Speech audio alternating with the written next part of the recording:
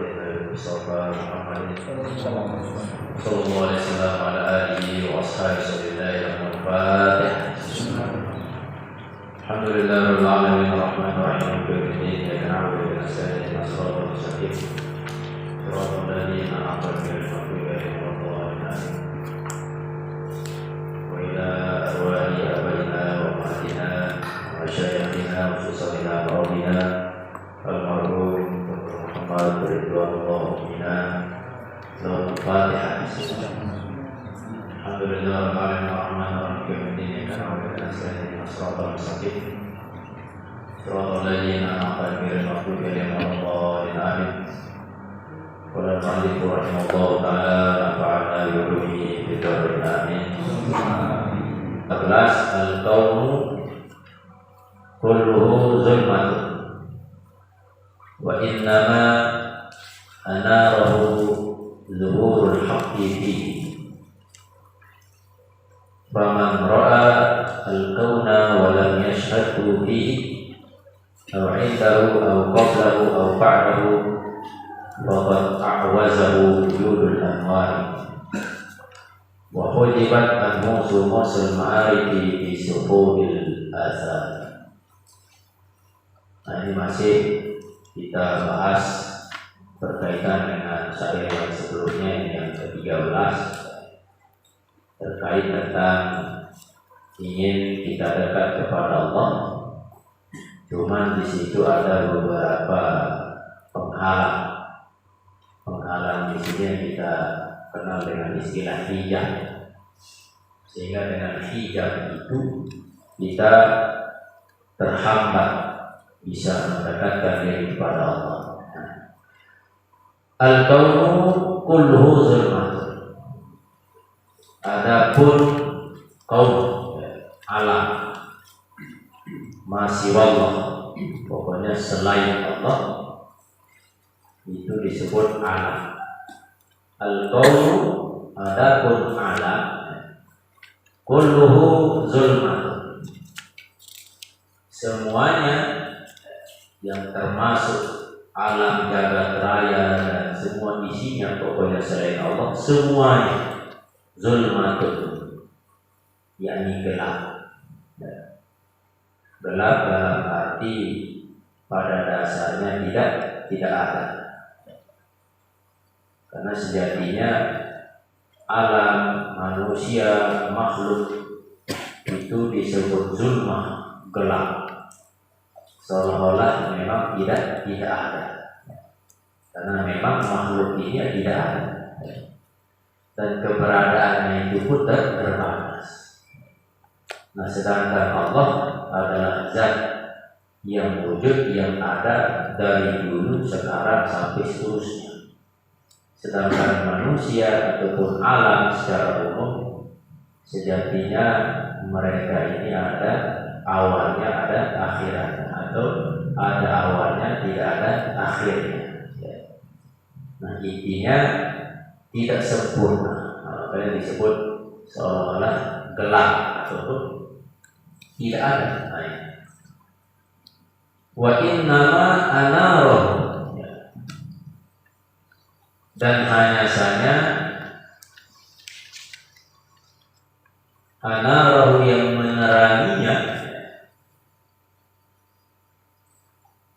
Jadi tadi alam itu gelap, baik diartikan gelap secara zahir ataupun secara majas, secara kias, yakni dengan makna tadi ketidakadaan. Wa innama, dan hanya saja yang menerangi alam tersebut zuhurul haqqi fihi, yakni nampaknya. Al-haqq yang maksudnya di sini Allah, atau tampaknya cahaya Allah fihi, pada alam tersebut. Artinya dengan cahaya Allah yang ciptakan alam, Allah yang ciptakan semua isinya, sehingga alam itu menjadi terang ataupun ada. Faman ra'al kauna, maka barang siapa yang melihat al-kauna alam. Tentu barang siapa ya kita. Jadi man di sini itu semua kita, ya, baik kecil, besar, tua, laki, perempuan. Siapapun itu yang melihat alam. Nah, alam ini dari wujudnya yang awalnya tidak ada menjadi ada. Dari sesuatu yang tidak tampak gelap ya, menjadi terang, bisa kita lihat. Nah, sekarang alam yang sudah terang dengan cahaya Allah yang Allah berikan, ciptakan ke alam ini. Nah, sekarang barang siapa yang melihat alam ini ya, walam yashhadhu fihi, dan tidak menyaksikan hu akan itu hak dari Allah, fihi di dalam alam, au indahu atau di sisinya, artinya di sisi alam, au qablahu atau sebelumnya alam, au ba'dahu atau setelahnya. Nah, ini dia melihat alam, namun dia tidak menyaksikan Allah. Faqad a'wazahu, maka sungguhnya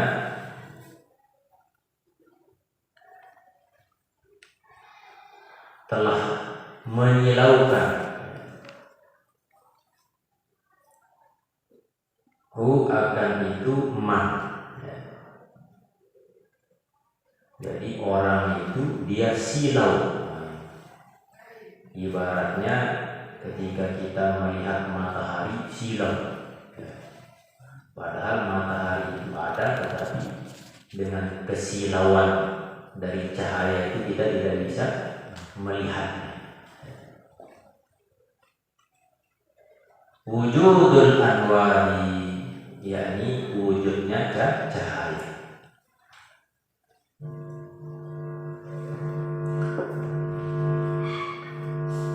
Wa hujibat anhu sumusul ma'arif,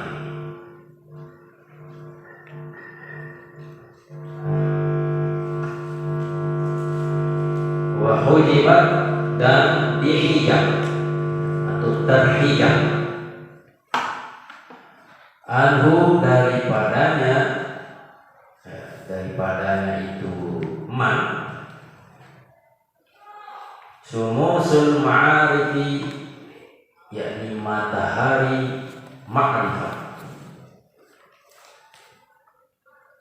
bisuhubil asari, dengan awan. Suhub itu awan-awan, al-asari alam. Nah, jadi maksudnya dalam bait syair ini Ibnu Athaillah menyampaikan bahwa alam dengan segala isinya itu sejatinya adalah zulmah, gelap, alias pada dasarnya tidak ada.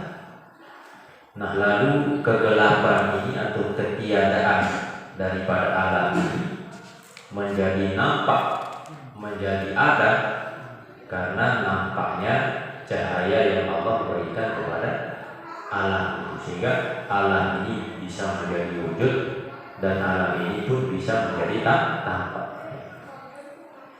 Nah, lalu ketika ada orang atau manusia, kita dan semuanya yang merasa diri manusia, ketika melihat alam, lalu saat kita melihat alam ini, namun kita tidak menyaksikan Allah yang mencipta alam ini, maka tentu orang tersebut itu pada dasarnya disilaukan atau terhijab matanya oleh karena apa? Wujudul anwar, adanya cahaya, disilaukan oleh cahaya Allah. wa hujibat anhu sumusul ma'arifi bisuhubil asal, dan terhijab ya, manusia itu tidak bisa melihat Allah ya, menyaksikan Allah di alam itu bisuhubil asal, dengan sebab adanya awan-awan alam. Nah, maksudnya ketika kita ingin dekat dengan Allah, padahal di alam ini yang kita lihat, kita saksikan ini, di situ nampak kekuasaan Allah. Tetapi kebanyakan orang dia lupa bahwa alam ini adalah Allah yang ciptakan. Rezeki ini Allah yang berikan. Semua jabatan, ilmu, segala macam Allah yang berikan. Tetapi kita dengan nikmatnya di dalam alam ini ya, memiliki jabatan ini, memiliki ilmu ini, memiliki rezeki ini, kesibukan ini, sehingga yang nampak dalam pandangan kita, dalam diri kita adalah alam itu saja. Sedangkan kita lupa kepada zat yang mencipta alam ya. Nah, ini maksudnya syair yang ke-14 ini ya. Makanya ibarat seperti kelelawar. Kelelawar itu dia pada siang hari tidak bisa terbang ya. Dia hanya bisa keluar pada malam hari. Nah, kenapa di siang hari dia tidur ya, tidak keluar seperti halnya binatang yang lain? Karena dia matanya itu tidak mampu melihat matahari atau cahaya ya. Nah, matanya itu silau ketika melihat cahaya matahari, sehingga dengan kelemahan dari kelelawar itu dia tidak mampu melihat matahari. Ibaratnya kita ya, kita tidak mampu melihat Allah secara langsung ya. Kenapa? Karena kelemahan kita ya. Kita memiliki fisik anggota yang sangat lemah ya. Mata lemah, tentu tidak mampu melihat Allah Subhanahu wa ta'ala. Seperti gambaran tadi, kelelawar itu tidak mampu melihat cahaya matahari, padahal matahari itu ada ya. Tetapi dia tidak mampu melihat matahari. Seperti kita tidak mampu melihat Allah, padahal Allah itu ada. Nah, sehingga untuk bisa menyaksikan Allah itu, maka tidak bisa kita melihat dengan panca indera ya. Nah, kecuali baginda Rasulullah sallallahu alaihi wasallam ya. Sampai dalam sebuah riwayat beliau melihat dengan mata kepala ya. Nah, kita sekarang tidak bisa melihat Allah dengan mata kepala, tetapi bisa merasakan, menyaksikan dengan hati ya. Karena mata dan hati itu jauh berbeda fungsi dan tugasnya ataupun daya jangkaunya ya. Sering saya sampaikan bahwa Allah memberikan kita beberapa kelebihan dari makhluk yang lain. Dari tingkat dasar ada namanya insting. Setiap makhluk itu ada insting. Binatang tidak punya akal, tapi Allah berikan naluri insting. Nah, insting itu dalam arti misalkan ada seekor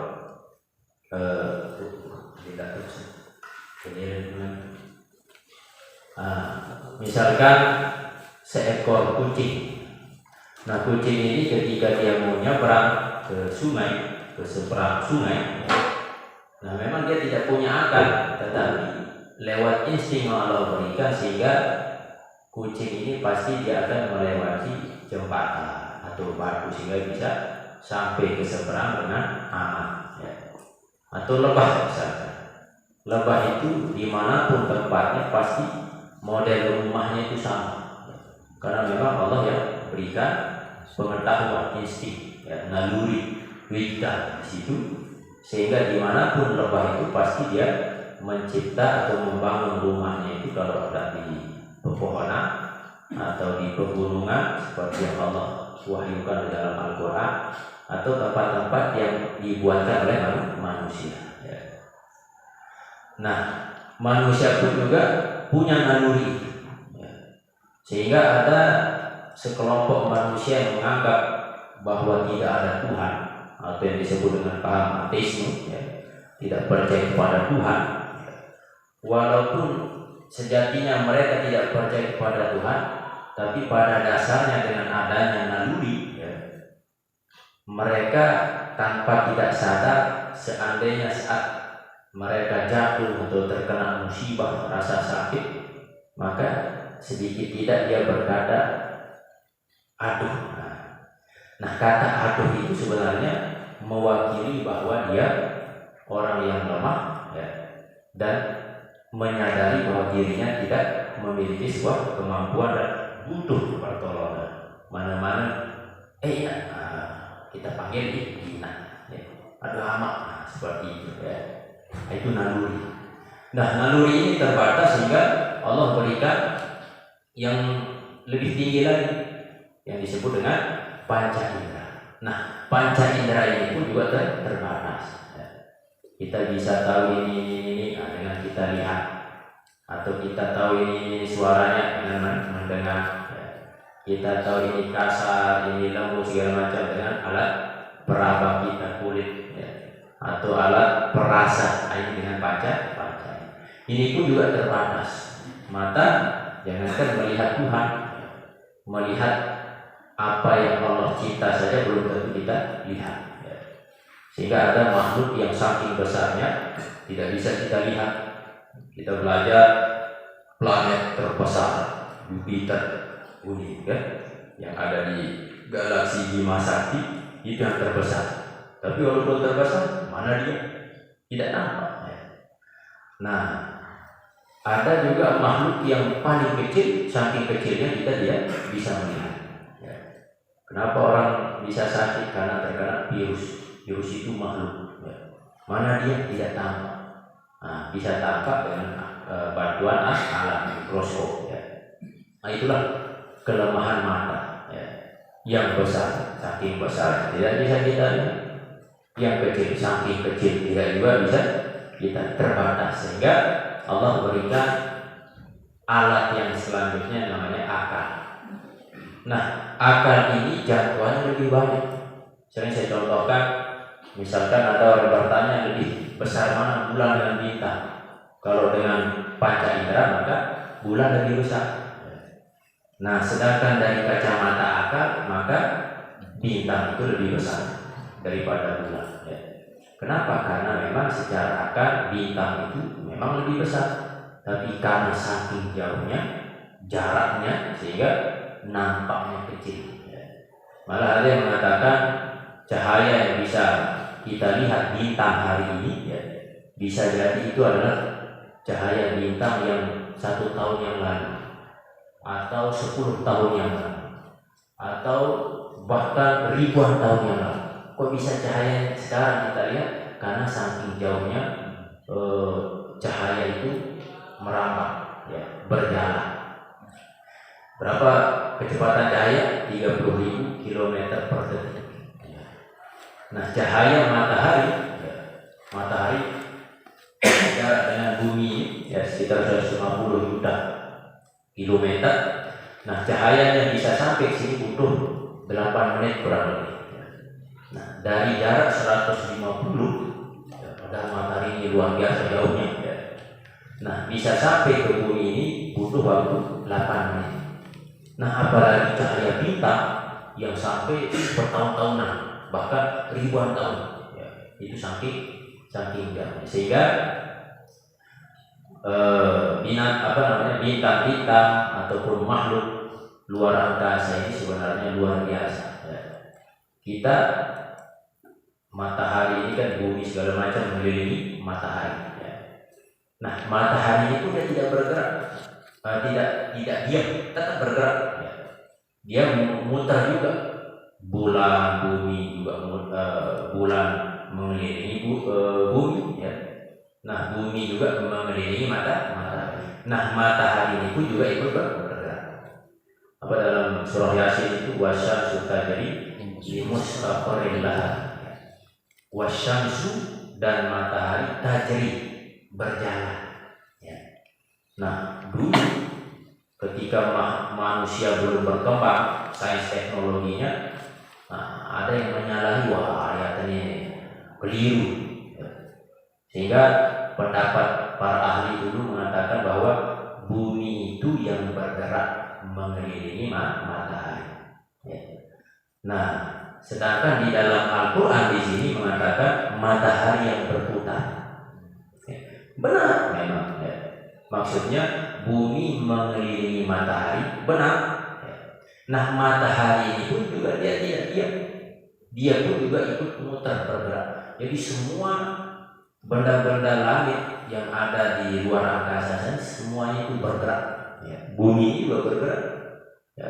Pergerakan itu makanya perubahan hari, minggu, tahun, bulan, tahun itu karena peredaran pergerakan, tapi kita tidak merasakannya. Nah, ini salah satu juga bukti kebesaran Allah Subhanahu wa Ta'ala. Nah, kita berada di galaksi Bima Sakti, ya, mengelilingi matahari. Nah, ada miliaran bahkan triliunan, di atas triliunan lagi, ya. Itu galaksi-galaksi yang jauh lebih besar dari galaksi yang ada di planet kita. Sehingga kalau kita kaji ayat-ayat kauniyah, ya, luar biasa sebagai bentuk bahwa Allah itu, ya, yang menciptakan alam ini oleh sebab, ya, kelalaian manusia atau hati yang tertutup, ya, atau mata hati yang buta, sehingga manusia ini kebanyakan melihat keindahan alam-alam. Kesolah pemandangan cukup selesai di situ saja, terus dia pergi, ya, membeli tiket, membeli segala macam untuk mencari tempat-tempat yang indah. Nah, dia lupa atau tidak sadar atau tidak ingat bahwa yang mencipta alam itu siapa. Atau kita pergi ke sebuah warung yang di situ ada banyak pilihan makanan, menu yang sangat enak, ya. Ada yang sekian ratus ribu, bahkan sampai jutaan. Ketika kita beli, luar biasa, takjub, rasanya enak sekali. Tapi sebatas itu saja kebanyakan kita, ya. Nah, tidak memikirkan, menyaksikan bahwa di situ ada kekuasaan Allah, ya, yang memberi rasa itu siapa. Ya. Kalau kita lihat banyak sekali buah-buahan yang muncul dari pepohonan, ya, dan padahal pohon ini tumbuh di tanah yang sama dan hidup juga dari air yang sama, tetapi rasanya bisa beda. Ya. Satu merek pohon saja itu bisa berubah-ubah harga, rasanya. Ini juga adalah bagian daripada tanda kekuasaan Allah yang ada di alam. Tetapi kita tertutup hati kita, terhijab hati kita, nah, sehingga tidak bisa melihat kekuasaan Allah di alam itu. Kita hanya bisa melihat alam itu saja, ya. Nah, sehingga di sini disebutkan barang siapa yang melihat alam namun tidak menyaksikan Zat yang maha kuasa yang mencipta alam itu, maka sejatinya dia disilaukan. Nah, ini, ya, disilaukan wujudul anwar, yakni cahaya Allah, ya. Saking terangnya cahaya Allah ini, dia tidak bisa melihat. Nah, ini, ya. Dan juga termasuk bisuhubil asari, disilaukan ataupun tertutup dari menyaksikan Allah di alam itu, di ciptaannya itu, ya, bisuhubil asari, dengan awan-awan alam, ya. Artinya dengan alam itu, ya, dengan sebab alam itu, dengan sebab keindahan alam itu, atau jabatan atau harta benda atau segala macam, itu yang menyebabkan dia menjadi lupa pada Allah, ya. Nah, sehingga ada beberapa golongan, ya, yang ada ketika seorang ini melihat, ya, alam. Nah, yang pertama ada golongan yang melihat ciptaan Allah saja. Dia hanya melihat ciptaan Allah saja, tidak kepada Sang Pencipta. Jadi yang pertama, orang hanya melihat ciptaan Allah saja. Oh, indahnya gunung, indahnya pemandangan segala macam. Namun dia terhalang melihat Sang Pencipta. Tidak kepada Sang Pencipta, terhijab hanya kepada alam saja. Kepada Penciptanya dia terhijab. Yang kedua, golongan yang tidak terhijab oleh alam dari melihat Penciptanya. Golongan yang kedua ini dia bisa melihat Penciptanya. Artinya alam itu tidak menghijab dia untuk menyaksikan Allah. Malah dia menyaksikan Allah dengan sebab alam. Ketika dia melihat keindahan pemandangan atau alam semesta secara umum, maka semakin dia menyaksikan ada kekuasaan Allah Subhanahu wa Ta'ala.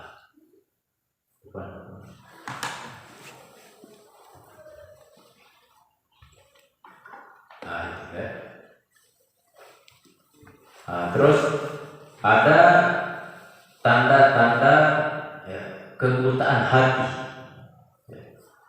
Jadi seseorang, Allah sudah ciptakan alam, ternyata orang tersebut itu tidak melihat adanya Tuhan di sini. Maka di situ disebut sebagai tanda kebutaan hati. Apa saja tandanya itu? Yang pertama, melihat alam tapi tidak melihat kebesaran Allah. Itu juga termasuk bagian daripada tanda kebutaan hati. Melihat keindahan alam tanpa melihat kebesaran Allah. Seperti yang sudah kita sampaikan sebelumnya. Ini disampaikan Allah dalam Quran, wa huwal ladzi fis samai ilahu wa fil ardi ilahu. Dan dialah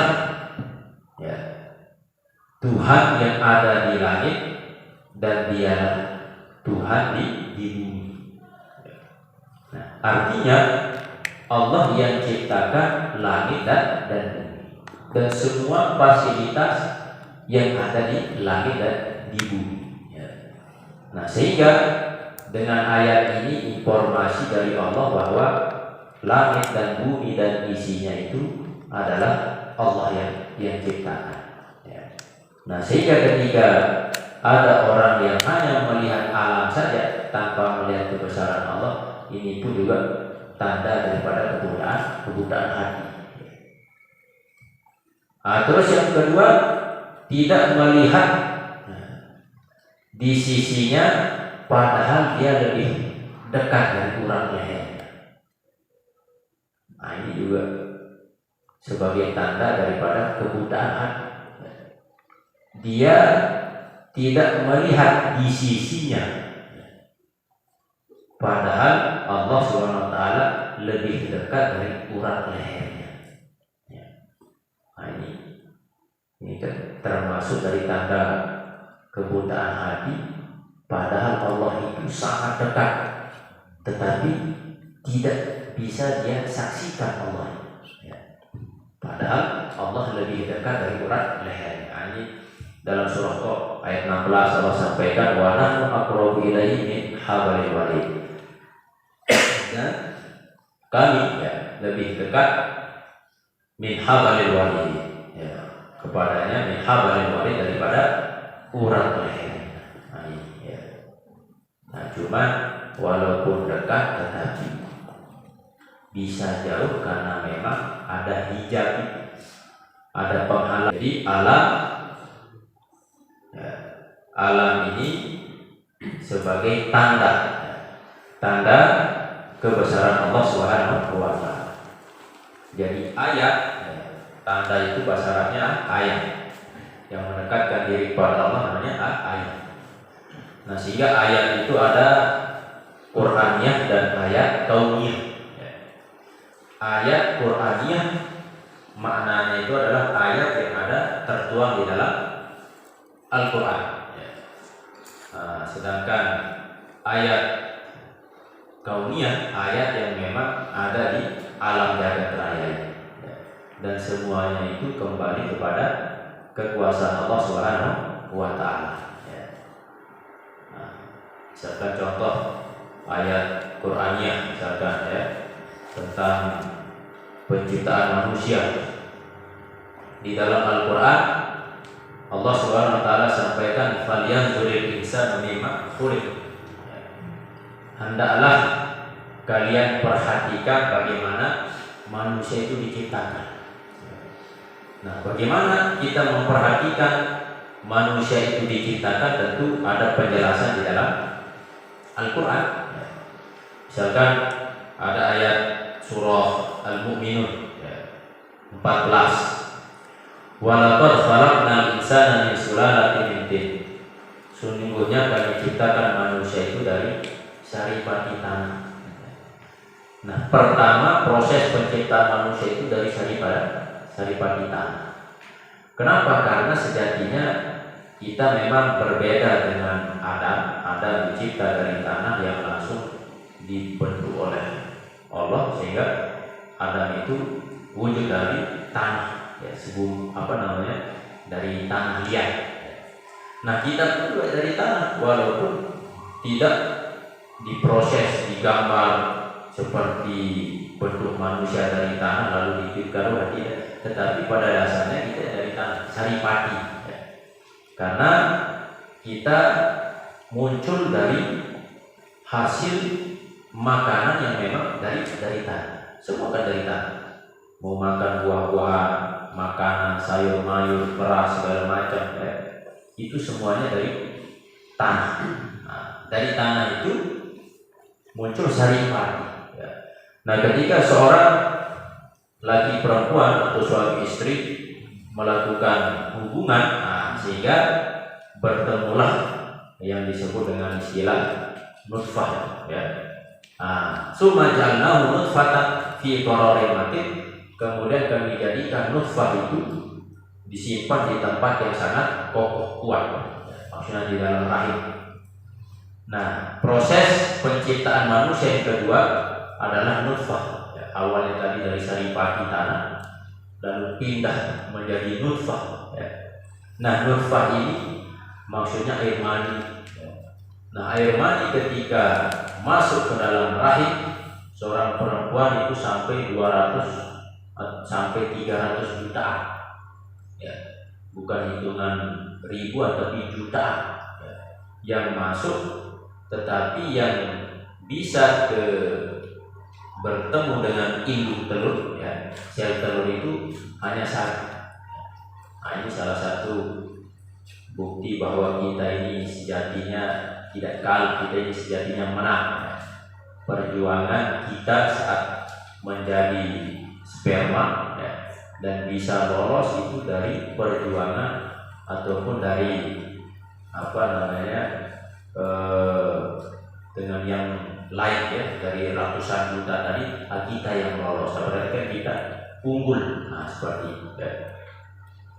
Nah, di dalam bahasa Arab istilah nutfah itu mirip seperti anak lepak. Jadi orang Arab ketika menyebut anak lepang itu seperti nutfah. Nah, jadi padahal orang Arab itu saat itu tidak pernah melihat sel sperma, tetapi istilah nutfah ini seperti cebong, dan ternyata pada era sekarang ini, di zaman modern ini, ketika ada alat untuk mendeteksi, mengetahui bentuk dari nutfah itu, ternyata yang mirip seperti anak cebong, otak kulit maupun biru. Nah, setelah itu summa khalaqna nutfata 'alaqatan. Kemudian kami ciptakan dari nutfah itu alaqah menjadi darah. Tentu setelah menjadi nutfah 40 hari berubah menjadi darah 40 hari. Fa khalaqnal 'alaqata mudghatan. Lalu dari darah itu berubah menjadi daging. Nah, selama 40 hari juga fa khalaqnal mudghata izama. Maka kami ciptakan dari daging itu izama, tulang belulang. Ya, dari tulang kepala sampai tulang kaki. Ya.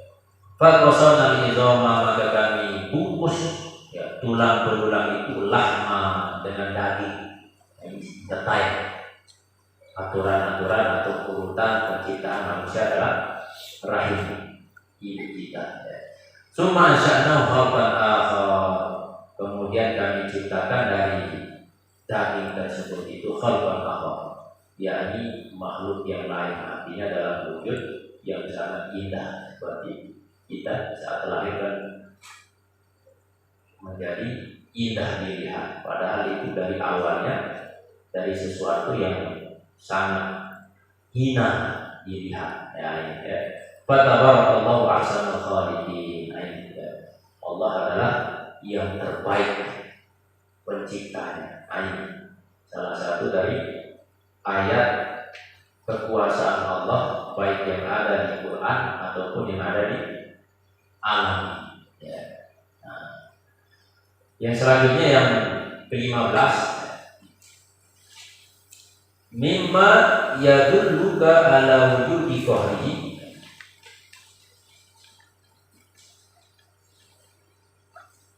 Sebagian dari sesuatu yang menunjukkan kepada ala wujudi qahri, atas wujud kekuasaan Allah Subhanahu wa taala. Ini sebagian dalil atas tampaknya kekuasaan Allah. An hajabaka, bahwa menghijab, dia telah menghijab anu daripadanya Allah, bima laisa bimawjudin ma, dengan sesuatu yang tidak, bimawjudin, dengan sesuatu yang ada, ma'hu, yang bersama. Maksudnya di sini sebagian daripada dalil adanya kekuasaan Allah. Apa itu an hajabaka anhu bima laisa bimawjudin ma'hu, bahwa Allah menghijabmu dengan sesuatu yang tidak bersama Allah, dengan sesuatu yang tidak bersama Allah. Apa maksudnya ini? Laisa bimawjudin ma'hu, yang tidak bersama Allah, yakni alam semesta.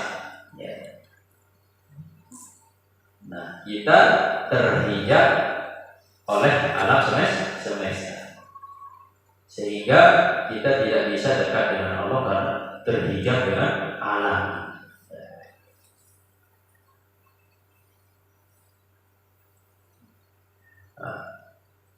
Kaifa yutasawwaru ayyahjubahu syai'un wa huwa alladhi azhara kulla syai'.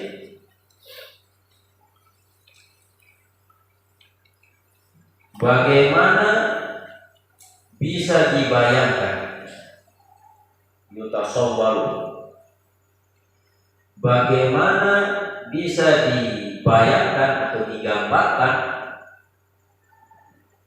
ayyahjubahu syai'un, bahwa menghijab akan dia, yakni Allah, syai'un, oleh sesuatu. Maksudnya di sini bagaimana bisa masuk akal, bagaimana bisa dibayangkan bahwa sesuatu bisa menghijab Allah. Wa huwa allazi azhara kulla syai'. Sedangkan Dia, yakni Allah, yang menampakkan azhara. Jadi kalau zahara tampak, sedangkan azhara menampakkan kulla syai', segala sesuatu. Jadi tidak masuk akal, tidak bisa dipikirkan oleh atau dibayangkan oleh akal yang sehat bahwa sesuatu itu bisa menghijab Allah. Sedangkan Allah adalah zat yang menampakkan segala sesuatu. Jadi tadi kita bahas, kita tidak bisa menyaksikan Allah karena ada hijab di sini. Salah satu hijabnya di sini adalah terlalu cinta kepada alam. Maksudnya alam ini ya cinta kepada jabatan, cinta kepada harta, sehingga kita tidak sampai menyaksikan adanya kuasa Allah. Nah, sehingga di sini digambarkan tidaklah masuk akal alam ini yang menjadikan penghijab antara kita dengan Allah. Padahal Allah lah yang menampakkan segala sesuatu.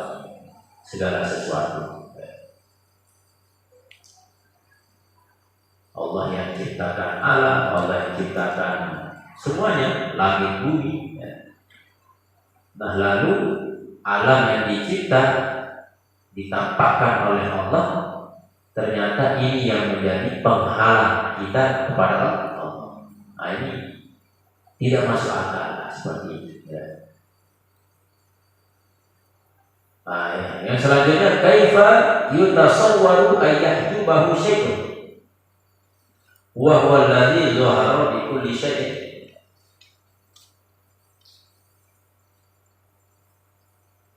Bagaimana bisa dibayangkan